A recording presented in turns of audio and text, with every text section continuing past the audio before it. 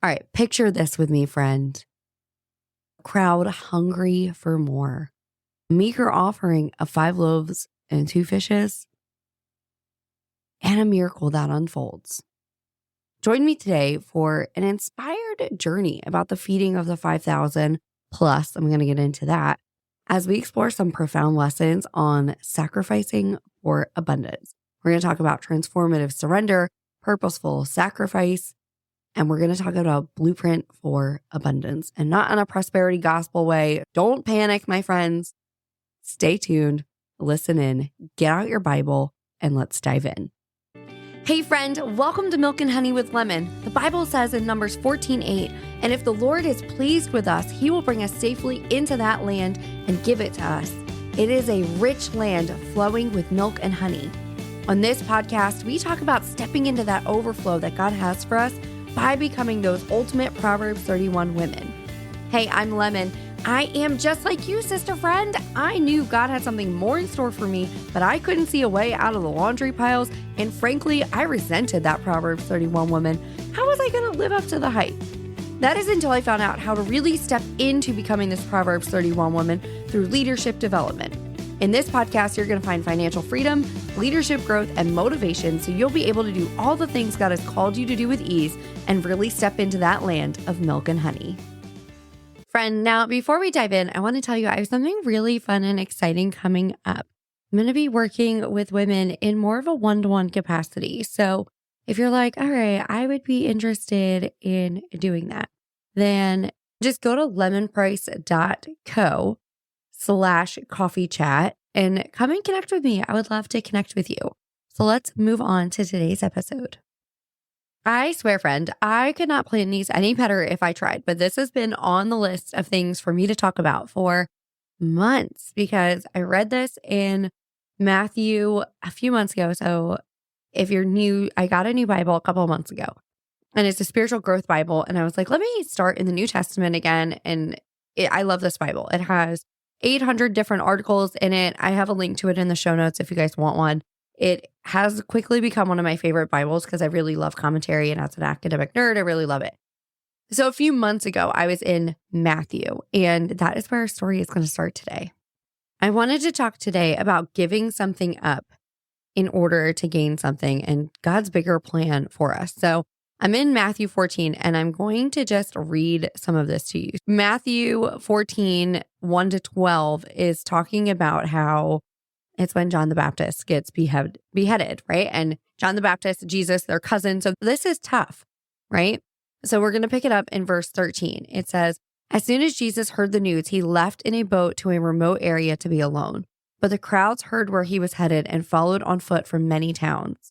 Jesus saw the huge crowd as he stepped from the boat, and he had compassion on them and healed their sick. So I want to stop right there. Jesus just went through something so devastating. He just lost his cousin to a beheading that was completely unwarranted. Not that any, I think, beheading is warranted, but this is like really unwarranted. And so Jesus is looking for a little alone time to mourn the loss of a family member. And the crowds followed him, and he took compassion on them and healed their sick. So then in verse 15, it said, that evening, the disciples came to him and said, this is a remote place and it's already getting late. Send the crowds away so they can go to the villages and buy food for themselves. But Jesus said, that isn't necessary. You feed them. But we only have 5 loaves of bread and 2 fish, they answered. Bring them here, he said. Then he told the people to sit down on the grass. Jesus took the 5 loaves and 2 fish, looked up toward heaven, and blessed them. Then breaking the loaves into pieces, he gave the bread to the disciples who distributed it to the people. They all ate as much as they wanted, and afterward the disciples picked up 12 baskets of leftovers. About 5,000 men were fed that day, in addition to all the women and children. Y'all, what a powerful story. What a powerful story. And what I love about this story is there's so much we can take from it. And so I want to talk today about sacrifice and biblical multiplication and all those kind of fun things. So it's going to be a very fun episode. So the first thing that I notice when I read this story, and I've read this probably a million times, but there was a call to sacrifice here from Jesus. because the disciples had their own provision. They had 5 loaves and 2 fishes. And they had gathered those things on their own. And God says, give it to me. Jesus says, hand it over. He takes it from them. And I can just imagine having just so little, seeing this insurmountable problem, and you only have the little bit of effort that you did, but there's no way that you can solve this problem with your own provision. It's just, you're like, it's not going to happen. And so Jesus says, okay, give me everything that you've done on your own. I want you to sacrifice everything you have done on your own. And I just think about what a profound moment that is. How often are we faced with something that feels very insurmountable? We have done all that we can, and then God says, give it to me. And you're like, God, this is all I have. And he says, give it to me anyway. Give it to me anyway. Because Jesus had compassion for the people. Jesus has compassion for you. God has compassion for you. Even in the midst of him dealing with the beheading of his family, dealing with the death on his family, he still took compassion on the people. And he said to the disciples, give me your effort. Give me the thing that you have done on your own. And he takes it. And so I want to encourage you to think about the sacrifices God's asked you to give. There's always that like picture or meme or whatever going around of a little girl with a teddy bear in her hand, and Jesus is asking her for it. And she says, but it's like my favorite, right? Like, it's my favorite. I don't want to give it up. But what she doesn't know is he's got a bigger teddy bear behind him waiting for her. And it is the act of sacrifice that brings about the blessing, which is the other thing I want to talk about, is this transformative power in surrendering. Jesus then takes their small amount of effort, right? Their small provision, because let's be honest, they didn't expect to have to feed 5,000 people. So he takes the provision that they have, he takes their effort, and then he multiplies it. He multiplies their effort so much so that they had leftovers. There was abundance in the multiplication. And so sometimes we have to sacrifice what feels very limited to us, what feels all we have. God, I don't have anything else left. I don't know how you're going to show up. I don't know. I can't do this on my own with what I have. I have 5,000 people to feed, and I have 5 loaves of bread and 2 fish. And let's be honest, there was more than 5,000 people, because it says there was 5,000 men fed that day. And then there were women and children. So realistically, you could be looking at 10,000 people. Easily. If every man there even just had a spouse, you're looking at 10,000 people. And then if they each had 1 child, you're looking at 15,000 people. So there was a lot of people that needed to be fed. And so God asked for a sacrifice from them. He says, give me what you've done on your own. And then he multiplies it to the point where everybody has enough to eat. Nobody was taking a small portion. We're just coming off of Thanksgiving. Did anybody look at, oh my gosh, we don't have there's 10 people here and there's only 1 tray of green bean casserole. If anybody wants seconds, so I'll just take a smaller portion. That did not happen in this story. People took exactly what they wanted and needed to be full. Jesus says he came to give us life in the fullest, right? So people were full. They had everything they needed, and there was abundance. There was so much left over because of divine intervention, but it couldn't have happened without the sacrifice. There had to be sacrifice from the disciples in order to have a miraculous multiplication. Jesus needed them to sacrifice what they had and trust him that he could go and provide. And that's the other part of this surrender, is there has to be trust. There has to be trust when you're surrendering your provision to God. When we look at these stories from the Bible, or these events from the Bible, it's really easy to look at it from an outsider perspective, being 2,000 plus years removed, and say, okay, yeah, it was super. Yeah, of course they gave up the stuff. It must have been super easy because we all know how that moment ends. We know how that moment ends. But the disciples living in that moment did not know that was how that was going to end. They had no idea. We can see it now. But they had no clue what God was going to do when they handed over their provision. They just said, okay, and handed it over without knowing what the outcome of that surrender would be. And so it's really easy for us to look back and say, yeah, of course he would give it up. Of course, Jesus is going to turn your 5 loaves of bread into something that could feed 5,000 plus people. Of course, it's easy. Duh. Easy choice to make. But it's not as easy when you're in it. It is not as easy when you're in it and God is saying, give this up, and you don't know what the outcome is of your surrender. And so there has to be trust in that surrender, in the sacrificial giving that you're doing. We have to trust that whatever it is God is going to do, he will multiply. There will be abundance in that sacrifice. We just don't know what that looks like or how that's going to look. And so I want to encourage you to cultivate a mindset of release and sacrifice and surrender. Have this shift in your mindset on what it means to give sacrificially and to trust with a full surrendered heart posture. And then I want to wrap this episode up by talking about how we align our sacrifices with our goals.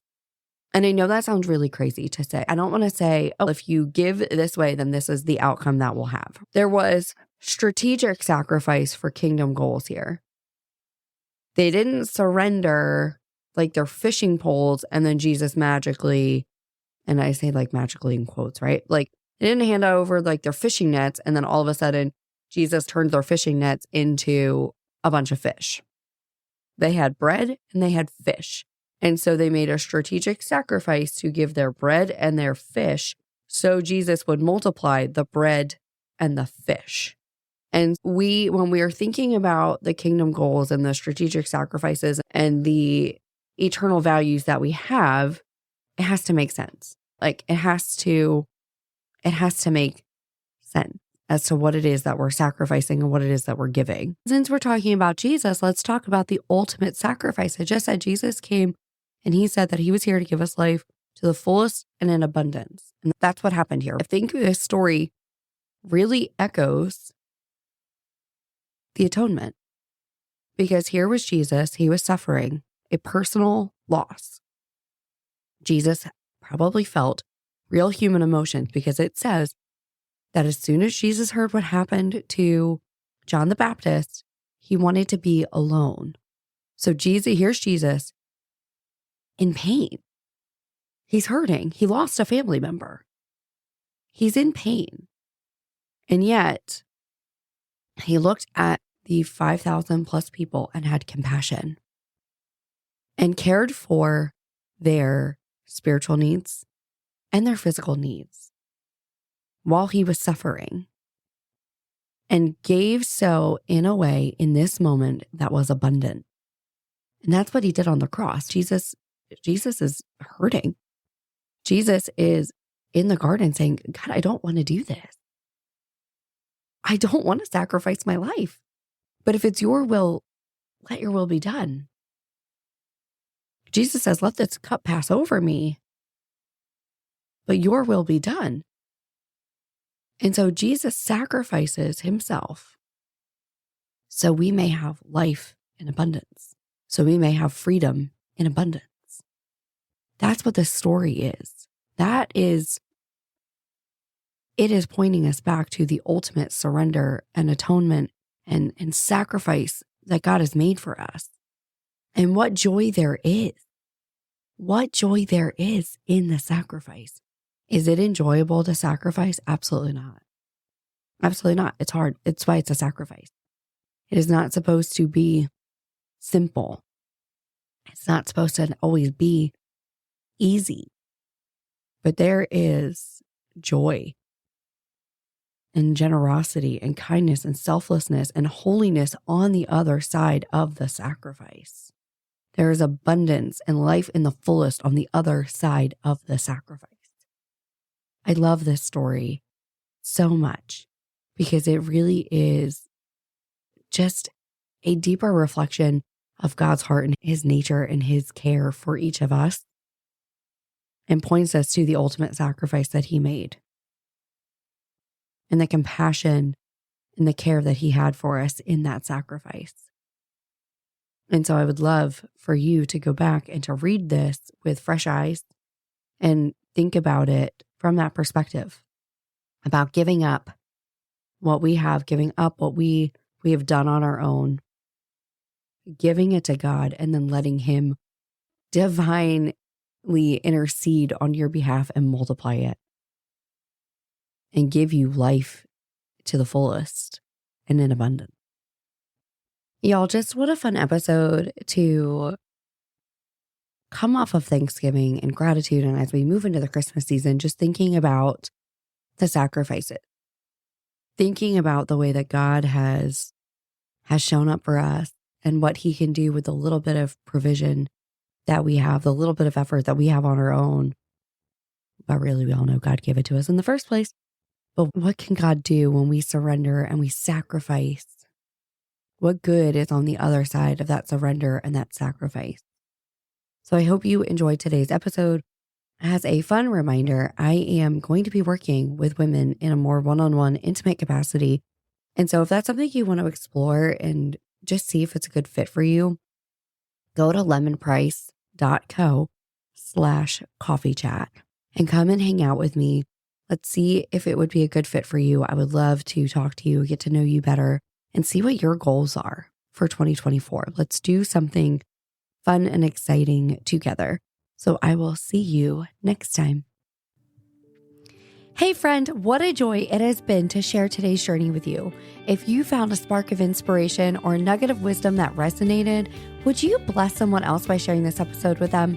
It could be the encouragement they need to step into their purpose and calling. Also, if you could spare a moment to leave a review, it would mean the world to me. I really appreciate your feedback, and it really helps our community grow. Remember, the road to discovering God's call for you isn't one you have to walk alone.